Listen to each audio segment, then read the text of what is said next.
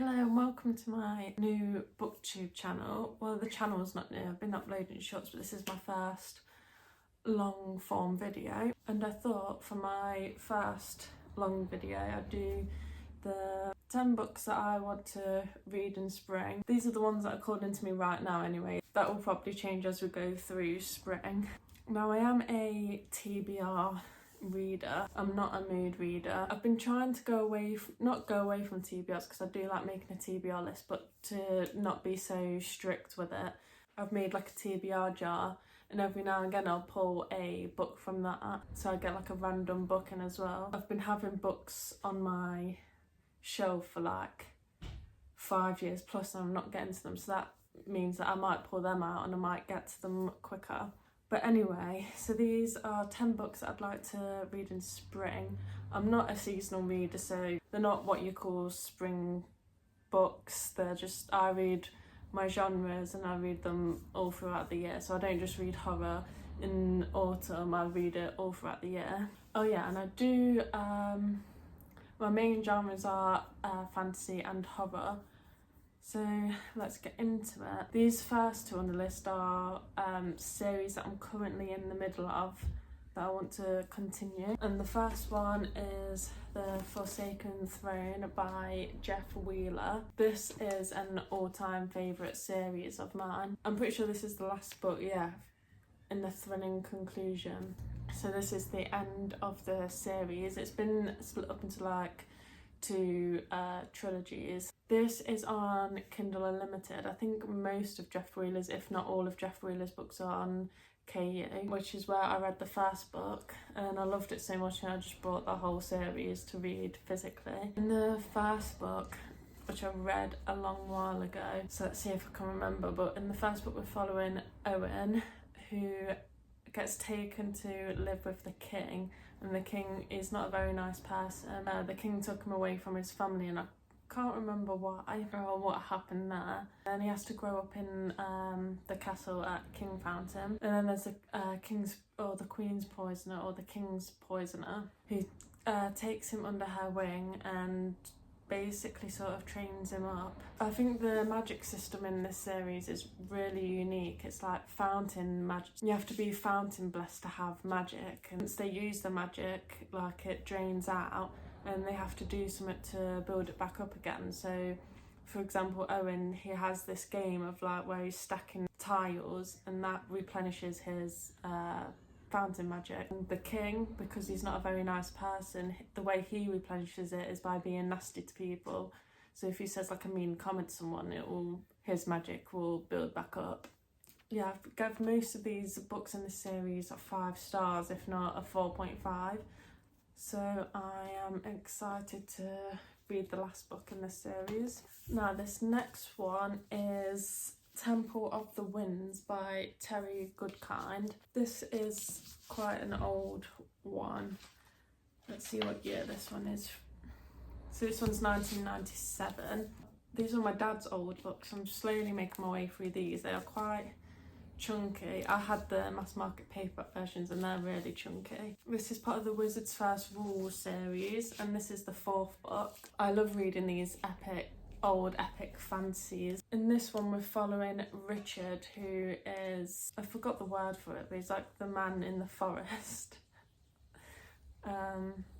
Like a scout type of thing. It follows the chosen one trait where Richard's basically the chosen one. He's the wielder of the sword of truth. And basically in the first book they have to take down the big bad wizard called Darkenrahll. I loved the first book, I thought it was really good. I really enjoyed the second book. I still liked the third book, but it wasn't as good. But as we get into they're sort of becoming like filler books. I'm hoping this one picks up again after that one. We are following like a love story as well. There's a lady called, I think you pronounce it Kaelin, and she is the Mother Confessor, which she's like higher rank than all the kings and queens. She's like the top, I think she's the last one. So she's like the top ranking person in this world. I'm not sure how many books there are in this series, but it's going to take me a while to get through this series, so I'd like to get another one down this spring. This next stack of books are just random books that I want to read. One of them is from the library, which is this one. I use my library really regularly. And my next one from the library is Daisy Darker by Alice Feeney. I don't think I've read anything from Alice Feeney before. I might have done actually. But everyone that I've seen that's read this loves it. So I used to read a lot of thrillers, and then in the past I'd say year or so I've not picked them up as much because I found that they all started to like feel the same. Like I wasn't finding many that was doing something that different, but every now and again I'll pick one up. I literally don't know what this one is about at all. Oh, it's set at Halloween. Daisy Darker is arriving at her grandmother's house for her 18th birthday. It is Halloween, and Seaglass, the crumbling Cornish house, perched upon its own tiny private island, is at one with the granite and rocks it sits on. The Darker family haven't all been at the same place for over a decade, and when the tide comes, they'll be cut off from the rest of the world for 8 hours. When the tide goes back out, nothing will ever be the same again because one of them is a killer. So it seems like it's sort of like a locked room mystery, which I do enjoy, so this one could be fun. Next one, I bought this really recently. I saw it really cheap secondhand on Amazon, so I got this one. It's Strange Practice by Vivian Shaw. I don't actually know if this is part of a series. I should have checked that. A Dr. Greta Helsing novel, so that insinuates it is part of a series, okay. I really like medieval horror, medieval fiction. This one isn't medieval, but I've been really getting into like historical horror and historical fiction, so I'm really excited to get into this one. Again, I have not read the synopsis because I tend to just go off like buzzwords and vibes of books, and I will instantly forget what it's about after I add it to my wish list because I don't like knowing too much of books before I go into them. But this seems to be about Dr. Helsing. She treats London's undead of a host of ills. Oh, okay, so it's a fantasy as well. I didn't know that, that's interesting. And then it says, but when a sect of murderous monks emerges, killing humans and undead alike, Greta must use her unusual skills to keep her supernatural clients safe. That sounds really interesting. I'm so excited to start this series. Hopefully I'll get to this soon. I do have quite a lot of series on the go though. Next, I get the Evernight subscription box, but I've only read 1 or 2 of them, so I do need to start getting into these, and this is one of the first ones I received. Look at the stenciled edges, and then there's some artwork on these end pages. Again, I literally know nothing about this one. This is Last to Leave the Room by Caitlin Starlin. I've never read anything by this author before. Oh yeah, and it's signed as well. I think it's something to do with doppelgangers. Okay, there's a research team distorting dimensions, which is not really my thing, which is probably why I haven't picked this up. I don't really like dimensions and like fever dream type of books, but I'll give it a go. Okay, so she opens a door to find an exact physical copy of her, and she does tests on it. That sounds quite interesting. I will get to this soon because I think I've got every single Evernight box since they started, so I have quite a few to get through now. And I don't want to keep spending lots of money getting the subscription box and not reading any of the books. And this one literally come in the post today because I got it on the Waterstones double stamp thing they did for World Book Day. It is Once Was Willem by M.R. Carey, which has not long come out. And again, it's a medieval horror. I don't know what it's about, but I love books set in the medieval times. It's been blurred on the back as an enthralling dark medieval tale, a story of twisted folklore, which sounds perfect. Christopher Ballman is blurred as well, who wrote Between Two Fires, which I've got upstairs on my bookshelves that I need to read. I think this is going to be a 5-star predictions. I think I'm going to love this one. I have read a book by M.R. Carey before. I forgot what it's called, but it's that one where there's a ghost and the ghost gets trapped inside a body. Someone Like Me, I think it's called actually. yeah, I read that and I loved that one. That's not something I usually pick up. I really enjoyed that. And I've had the go of all the gifts upstairs for ages. I need to get to that one. So if I really like this one, that one will become a priority as well. Now this one isn't my usual genre. I've started to get more into the weird lit fic type of books, which I think this one fits into, and this is Chlorine by Jade Song. Everyone that I've seen read this has loved it. I think it's to do with a swimming team, and then I think something about turning into mermaids, and I don't know if they're really turning into mermaids or if it's metaphorical, like she thinks she's a mermaid but she's not. Okay, my storage got full on my phone, but we was at Chlorine. Yeah, so I'm not sure if I'm going to love this or hate this one, but I do want to branch out and read some more weird lit fic, which I have collected a couple, and I think this one will be a good place to start. Okay, this next one I've been wanting to read for so long, but I couldn't find it at a cheap enough price. It was on Amazon, it was like nearly £30, and I managed to find a second-hand one for about £14. So I finally bit the bullet and got it, and that is Mary by Nat Cassidy. Now I've since got Nestlings and Rest Up by Nat Cassidy, and I've not read any of them yet, but I really do want to get to this one soon. I might get to this one next month because this is a highly anticipated 5-star read, and I might be bigging this one up too much, and then that's going to make me be a bit disappointed, but I just have a feeling that I'm just going to love this one. And if I don't love it, I should be able to manage to get some money back on Vinted, because I did pay more than I would usually pay for a second-hand book for this.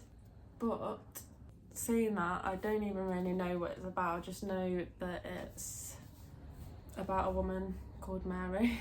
I've never read the back, so I don't really want to, but oh, this one's his debut as well, so I should get to this one first. Okay, so it says, Mary is a quiet, middle-aged woman doing her best to blend into the background. Unremarkable, invisible, unknown even to herself, but lately things have been changing inside Mary. Along with the hot flushes and body aches, she can't quite look in a mirror without passing out, and the voices in her head have been urging her to do unspeakable things. Interesting. Fired from her job in New York, she moves back to her hometown, hoping to reconnect with her past and her inner self. Instead, visions of terrifying, mutilated spectres overwhelm her with increasing regularity. As she begins auto-writing strange thoughts and passages, Mary discovers that these experiences are echoes of an infamous serial killer. Then the killings begin again. Ooh, that does make me even more excited. That has piqued my interest, and I need to get to this really soon. I'll keep you updated whether it's actually a 5-star. Okay, next are 2 series that I want to start, even though I am in the middle of quite a few. I'm quite good at finishing series, so I do make sure to read at least 1 sequel a month to get through them. So this first one is The Bridge of Magic by Alex Thornberry. And I don't even know how I found out about this book. It was on my Amazon wishlist, and I've never heard anyone talk about it. But this is the first book in the Sundered Web series. And the reason why I am interested in this is because it's a dark fantasy, and I do want to get into some darker fantasies. Again, I have zero clue what this one's about, but we're following a leaker, an orphan on Terran streets, hates and fears the bridge that spans the great chasm to the Deadlands. Like everyone else, she clings to the hope that purging every lingering echo of magic from the world can stop the blight. Okay, so I'm guessing this is going to be a story where they're trying to get rid of magic, they hate magic, but probably our main character's probably going to have some sort of magic in them, as it usually goes. But yeah. It seems it's not that long, it's quite short, and it's indie published, so I tend to do really like the indie published books, but excited to get into it, this one. And then the next one is one that I've had for quite a while again, and one of my favourite books is Legends and Lattes by Travis Baldree, so I've been wanting to get into more cosy fantasy. I've got this one, Can't Spell Treason Without Tea by Rebecca Thorne, and I'm hoping to love it as much as Legends and Laddie. I haven't read much cosy fantasy, but I do want to read loads more. They're just easy and really fast to get through, and they're lots of fun. Oh, we've got a map. And this one's indie published as well, but I'm pretty sure this has got picked up by a publisher now. Oh, so I'm probably not gonna be able to get these indie covers. I'll have to see if I can find some online somewhere. That is a shame. I'm really happy that it's been picked up by a publisher, but I hate not having the same editions. And the indie editions always look so much better than the published edition, the big publisher editions. But this one, the tagline is, "You like tea, I like books, care to open a shop and forget the world exists," and that is all I need to know to read this. I'm guessing it's going to be a tea shop and a bookshop. Yep, open a bookshop that serves tea. Oh, and Raina, one of the main characters, works as the Queen's private guards, and the other main character is the most powerful mage in existence. Oh, an assassin takes one of the main characters hostage and she's got to go rescue her, I guess. Yeah, so that sounds really fun. And that is all 10 of the books. Please let me know if you've read any of these, and if you liked them, disliked them, I want to know. Tell me which ones you think I should prioritise. And that's all. Thank you for watching. Bye.